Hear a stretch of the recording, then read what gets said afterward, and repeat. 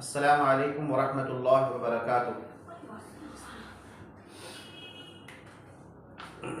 अल्हम्दुलिल्लाहि रब्बिल आलमीन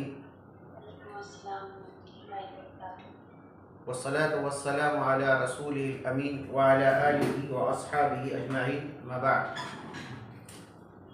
रब्बि इश्रह ली सदरी व यस्सिर ली अमरी वहलुल उक़दतम मिन लिसानी यफ़क़हू क़ौली रब्बि ज़िदनी इल्मा। अल्लाहुम्मा इन्नी अस्अलुका इल्मन नाफ़िआ। वीडियो ऑफ कर लीजिए। अल्लाहुम्मा इन्नी अस्अलुका इल्मन नाफ़िआ, अल्लाहुम्मा इन्नी अस्अलुका इल्मन नाफ़िआ।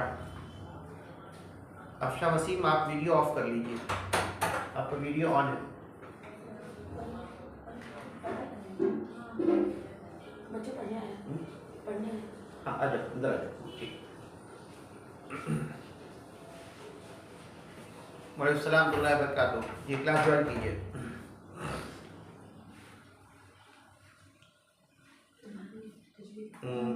रिश्ता जो इंट्रोडक्शन क्लास हुआ था यहाँ पे, इंट्रोडक्शन क्लास में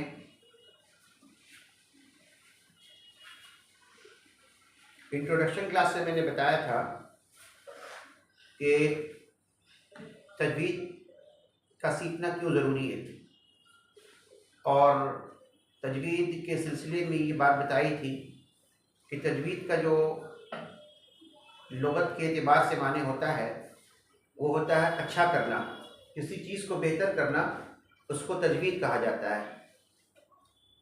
तो यहाँ हम लोग क्या बेहतर करेंगे?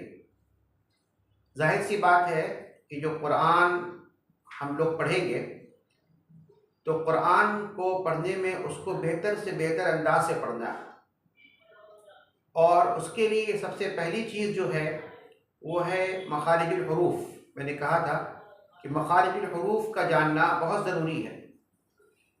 मखारिजुल हुरूफ का जानना निहायत ज़रूरी है। जब तक हम मखारिजुल हुरूफ को नहीं जानेंगे तब तक हम कुरान को सही तरीके से नहीं पढ़ सकते हैं, न उसके सही माने और मफ़हूम तक हम पहुंच सकते हैं।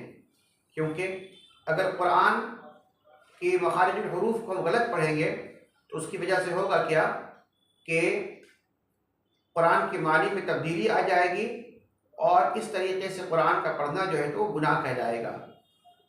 इसलिए सबसे अहम चीज़ जो है वो है मखारिजुल हुरूफ की सही अदायगी।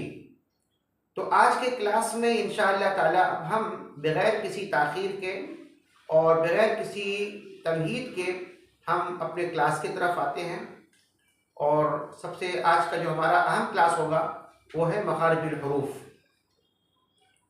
हम जानते हैं कि मखारिजुल हुरूफ, ये मखारिज क्या है? मखारिज ये मखरज की जमा है, इसकी वाहिद है मखरज, और मखरज के जो माना होता है वो होता है निकलने की जगह। मखरज के जो माना होता है वो है निकलने की जगह। यहां देखें,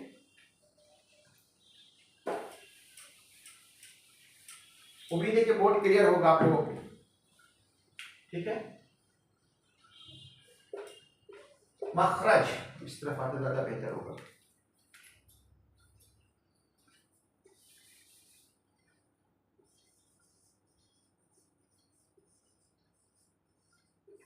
मखरज, इसके माना होता है निकलने की जगह। क्या है? यानी कि किसी हर्फ को सही तरीके से अदा करना, या किसी भी हर्फ के अदायगी कहाँ से होगी उसको कहा जाता है मखरज। हुरूफ का मखरज क्या है? यानी कि ये हर्फ कहाँ से निकाला जाएगा उसको कहा जाता है मखरज। ठीक है, अब यहाँ देखिए एक बुक आप लोगों को शेयर हो रहा है, अभी स्क्रीन पर आया बुक आप लोगों को, उम्मीद है शेयर होता होगा। हाँ, यहाँ देखिए मैं पेज नंबर 15 है मेरा जो मैं अभी शेयर कर रहा हूँ। अच्छा, यहाँ उर्दू में भी है, और जस्ट उसके नीचे देखिएगा रोमन में भी है। रोमन में इसलिए है कि आप में से अगर कोई उर्दू से वाकिफ़ नहीं हो, वो उसका बैकग्राउंड अगर इंग्लिश में हो, तो यहाँ पर वो नीचे में रोमन में भी उसको देख सकती हैं और उसको आप समझ सकती हैं, याद कर सकती हैं। इसलिए इस बुक में उर्दू और रोमन दोनों एक साथ है। हम उर्दू में देखते हैं, इसको पढ़ते हैं। देखिए यहाँ पहला जो कायदा बताया जा रहा है वो ये है कि अरबी ज़बान में हुरूफ को अदा करने का एक ख़ास तरीक़ा है। अलिफ से लेकर या तक, या तो वो 28 होगा या 29 होगा। 28 और 29 फ़र्क ये है कि जब हम अलिफ को अलग लेंगे और हमज़ा को अलग लेंगे, अलिफ को अलग और हमज़ा को अलग काउंट करेंगे तो 29 लेटर्स होगा। लेकिन दरअसल अरबी ज़बान में